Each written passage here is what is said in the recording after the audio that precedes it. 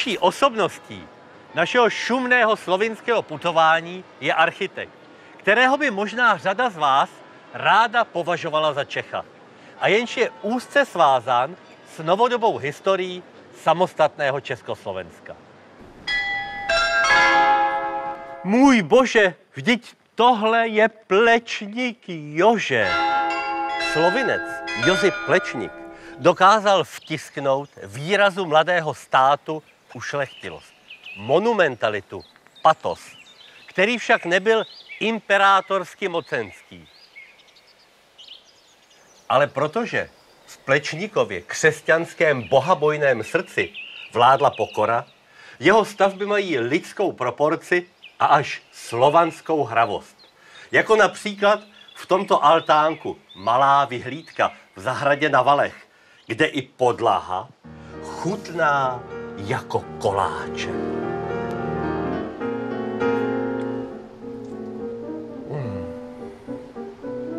V dnešním díle bychom rádi stopovali, jak pražský pobyt ovlivnil tohoto architektonického věrozvěsta. Jaké inspirativní podněty si odsud odnesl a jak mnohé kostely, domy a architektonické články nás dodnes okouzlují rukopisem, klenoucím se navzdory proměnám počasí mezi Lublaní a Prahou. Občas churavý Plečník se nechtěl jako poplašená ještěrka stále přemisťovat mezi dvěma hlavními městy. Autorský dozor proto vykonával za pomoci dopisů. Plečníkovy dopisy jsou krásným svědectvím upřímnosti jeho architektonických vizí, ale i samostatným literárním dílem, kde se čeština snoubí slovansky se slovinštinou, obě jsou prostoupeny latinskou závažností antiky a proškoleny přísností němčiny. Ostatně, jak tomu bylo i v jeho tvorbě.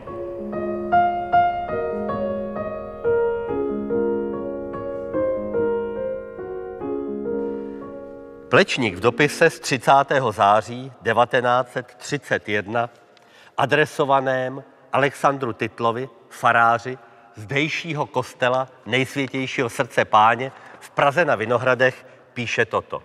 Nejmenujte mě nikdy, rozumějme, nejmenujte mě nikdy v referátech v novinách či přednáškách a nepřipravujte mi žádných překvapení. Sláva je polní tráva a řády, to jsou hnůj. My si však pár překvapení dopřejme.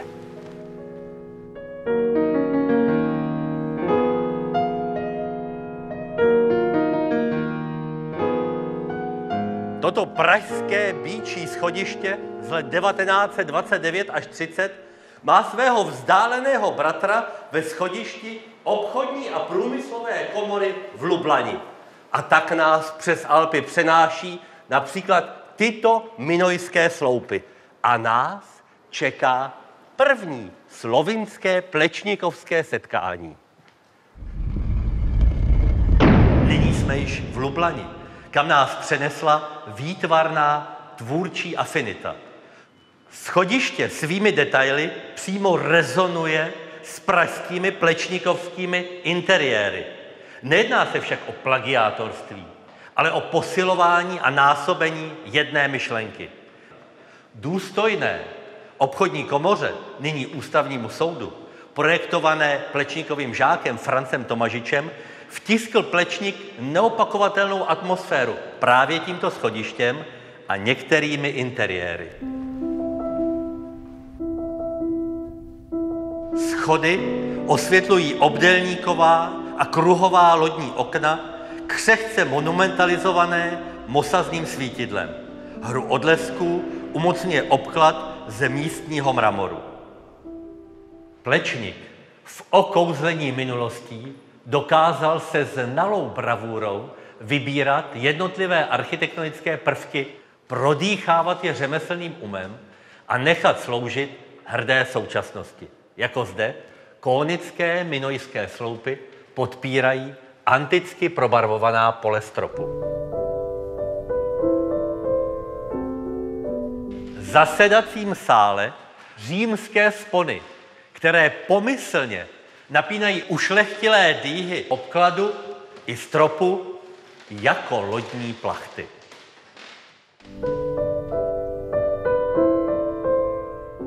A hned vedle, s pochopením pro folklorní poetiku, nechal na falešném stropním trámu zaznít přísloví.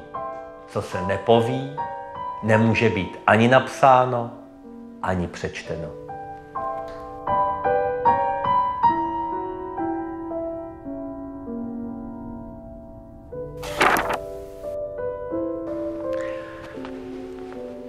Proto musí být pověděno toto. V interiéru kostela svatého Františka z Asisi v lublaňské čtvrti Šiška, stavěného mezi lety 1924 až 30, se nám vybaví snad nejkrásnější realizace Jože Plečníka v Praze. Kostel Nejsvětějšího srdce Páně, který vznikal ve stejné době.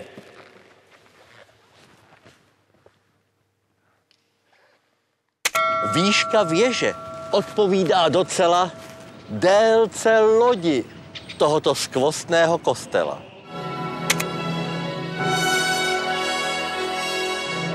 Otevřený prostor čerstvého božího vdechnutí, kde není výhodnějších míst, kde všichni jsou stejnou měrou účastní na obřadu ke cti a slávě nesmrtelného, projektoval Plečník s ideou, jak sám napsal. Nemá-li se kostel stavěti trošku přizpůsobeně kolektivnímu cítění moderního člověka?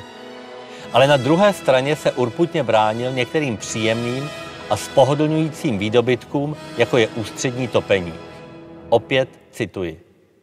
Já protestuji co nejrozhodněji, aby se ústřední topení zavedlo do kostela. Toto moderní svinstvo nepatří do katolického chrámu Páně. Kostel není ani kino, ani bar, ani divadlo, nýbrž kalvárie. Tady je jaro, jaro, léto, léto, podzim, podzim a zima, zima.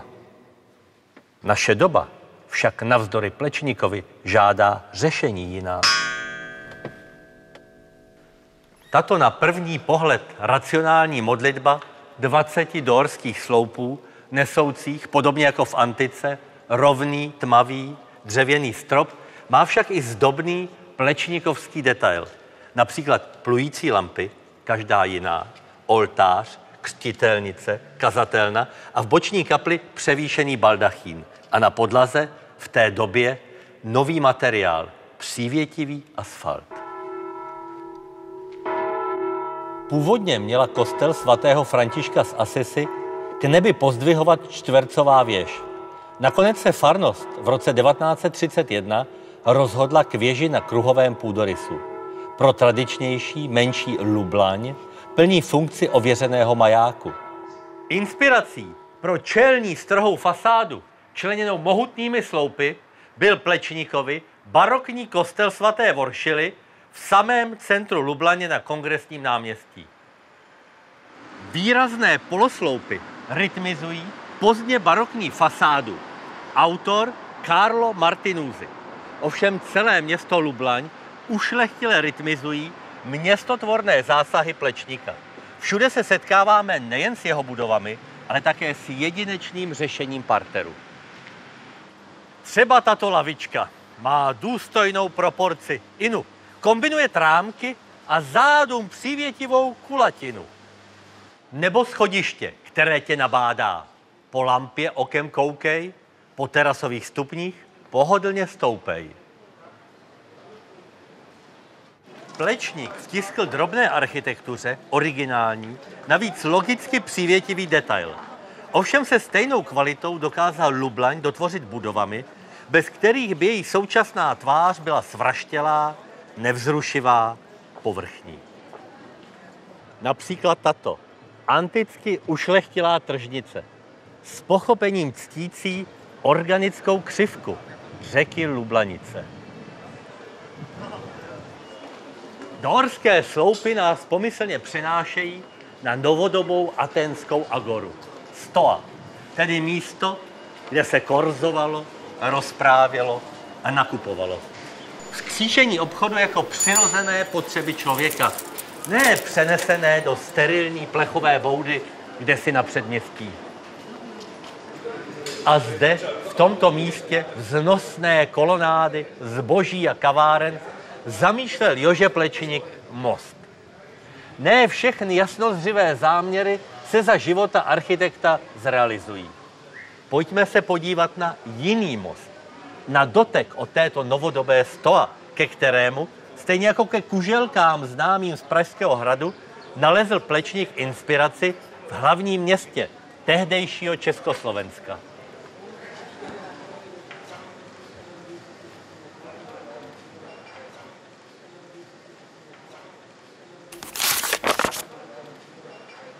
Málo kdo ví, že pro tento unikátní městotvorný jev trojmostí nalezl Plečník inspiraci právě v Praze. Na počátku 20. let 20. století během výstavby Mánesova mostu byla v těsné blízkosti vznikajícího inženýrského díla osazena provizorní pěší lávka. Lublaň díky této šťastné pražské náhodě získala své urbání těžiště. Odsud se trojmostí trojjedině a trojjedinečně rozevírá. Kolem vás v pozitivní mimoběžnosti proudí lidé oběma směry.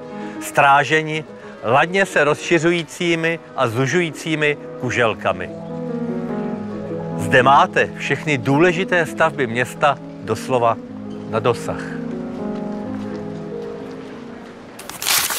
Například turisty obdivované secesní domy. Zvláště tento, od nám z Bosny známého chorvatského architekta Josipa Vancaše, po kterém dekorace skáčí jak v rytmu lidových tanců. Pro zbožného Plečníka však byla tato zdobnost až příliš šantánově rozdivočelá. Ale pro krasopisné folklorní výšivky paní Elzy Prelovškové, manželky významného slovinského stavitele, přítele Plečníka, pochopení měl. Plečník během přestavby neobarokní rodinné vily v letech 1931 až 1933 zřídil tento výšivkový salon.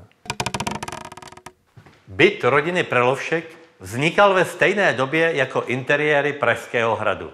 A proto před námi defilují důvěrně známá křesla, proporce, detaily.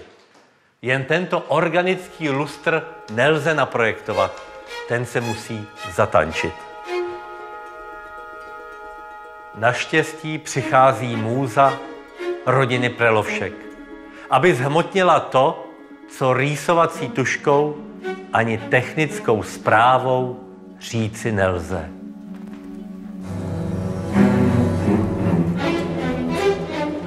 Jože ve vlnění pohybu dívek, ač jako poustevník nebál se křivek. Jednoduché baňky na mosazných šlahounech září, dekorativnost, kam nemohou lháři. Když jednoduchost zavelí, věšák je prostý stonek a tím je celý.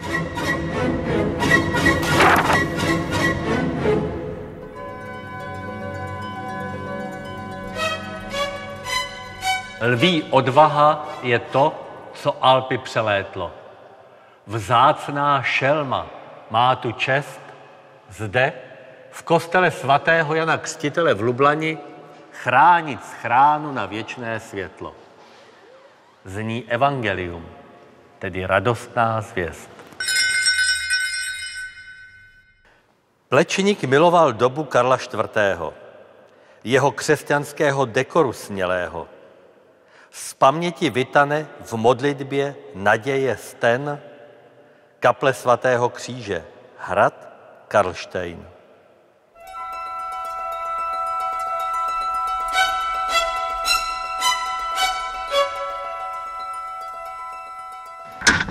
Nejen v interiéru staršího neorománského kostela, ale i před ním nalezneme doteky plečníkovské, Lublaně a Prahy. Věčné kamenné pyramidy nás oslovují v zahradách Masarykovského hradu, na Kašně v Lánech, ba i vymezují tento most přes Lublaňskou řeku k Radaščici. Což nás přesvědčí o tom, že architektura nekončí s hranicí pozemku. Domy, stejně tak jako lidé, prokazují svoji kvalitu v rámci celku. Je smutné, když talentovaného člověka udusí nevzdělaná většina. Stejně tak, jako když mimořádnou architekturu ubije hloupé okolí.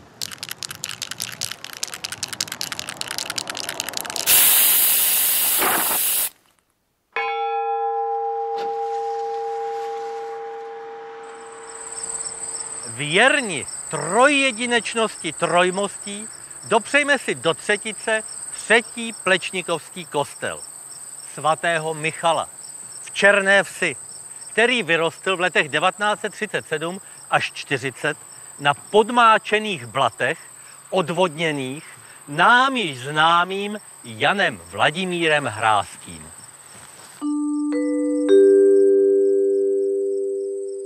V té době nebylo prostředků na zbyt.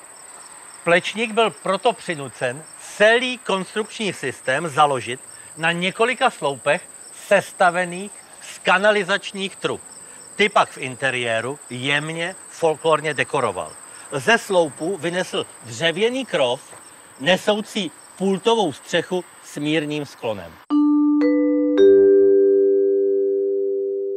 Všechny navštívené Plečnikovy kostely jsou si podobné otevřeným, přehledným prostorem.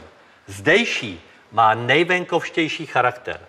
Opět nás ve víře posilují sochy a sdělení zhmotněné s citem pro materiál, jenž byl formován hlubokou, trpělivou, spirituální prací Plečníka. V lampách pohotově recykloval Plečník předměty z domácnosti, jako byly kávové mlýnky nebo třeba i kravské rohy. Velice silnou partií kostela je vstupní část se schodištěm monumentalizovaným válcovými sloupy. Zakončeným plochou věží s půlkruhovými otvory a zvony.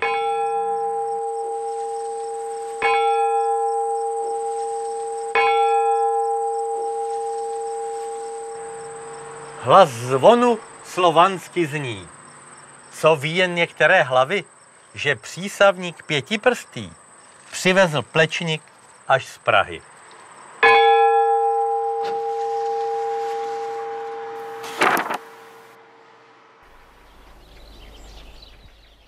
Nikoliv přísavník, ale stromy a křoví obklopují meditační pavilony pro řádové sestry, navržené Plečníkem v konci 30. let, v době druhé světové války, v čase nedostatku. Jože Plečník proto sáhl po dekoraci, jakou stvořila samotná boží ruka. Ornamenty a vzory lidové zbožnosti nahradil přírodní, nikdy neokoukanou strukturou kmene stromu. Jak před chvílí opuštěný kostel svatého Michala v Černé Vsi, stejně tak i konstrukční systém krovu a střechy tohoto pavilonu, letního domu, je opřen o 6 mohutných kmenů. Plečník se tímto počinem stal i praotcem konceptuálního architektonického uvažování. U druhého pavilonu, kaple pro řádové sestry, v městečku Beguně na Gorenském, použil Plečník sloupů podobného vzezření, jaké má smíšené kameno-cihelné zdivo, jeho snad nejkrásnější realizace, Lublaňské knihovny. Dopřejme si zde v klidu kontemplace malý kresebný výlet do již zmíněné knihovny.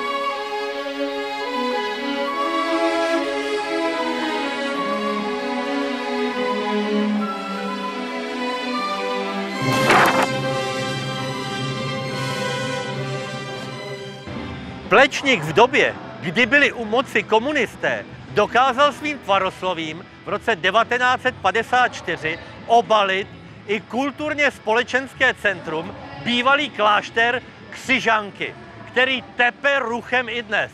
Všude potkáváme nám důvěrně známé formy, které nechal Plečník poprášit partizánům libými symboly, srpy, kladivy a hvězdami.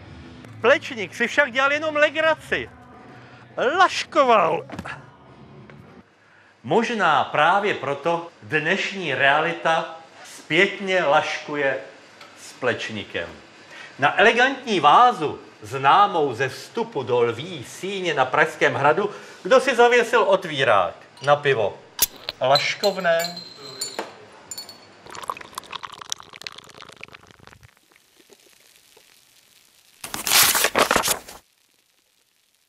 Život Jože Plečníka byl však klidnou sklenicí požehnané křišťálové vody.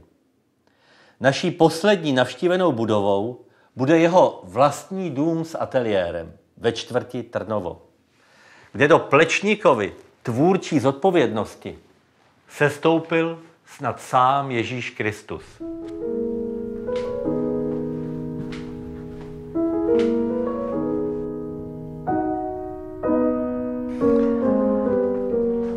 Snad vykřiknu, cože? Sám Plečník Jože, dnes stělesněný Damianem Prelovšekem, jedním z největších odborníků na Plečníka, historikem, bývalým velvyslancem Slovinska v Praze. Pane architekte, tedy jako již Plečníku, úplně jste mě množstvím kvalitní architektury vyčerpal. Sedni, ty taky nic nevydržíš, dragocena moja dušička. Dej si ostrý cviček. Myslíte růžové víno s malým obsahem alkoholu? Zítra bude zdravý jako rybička a v pracovně se podívaj, co se v Praze nepodařilo. Ale v Praze se toho moc podařilo. Já nechtěl nic jiného, než vylézt na první stupeň žebříku a vyprovokovat povolené k lepšímu.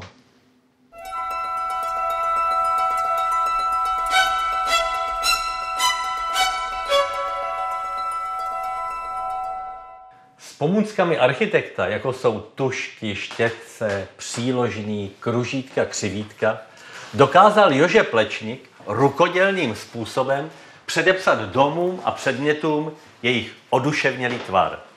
Některé stavby již téměř stoletím služby prokázaly, že původní Plečníkův záměr byl víc než lidsky dokonalý. Chtělo by se říct Bohem povolaný.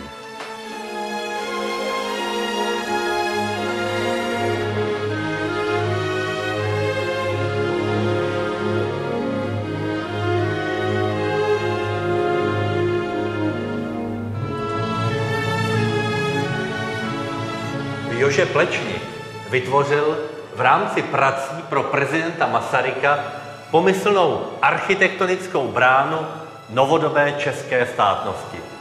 I když k té konkrétní, například v geniálním monumentálním otočení Chodkovy ulice, bohužel nedošlo.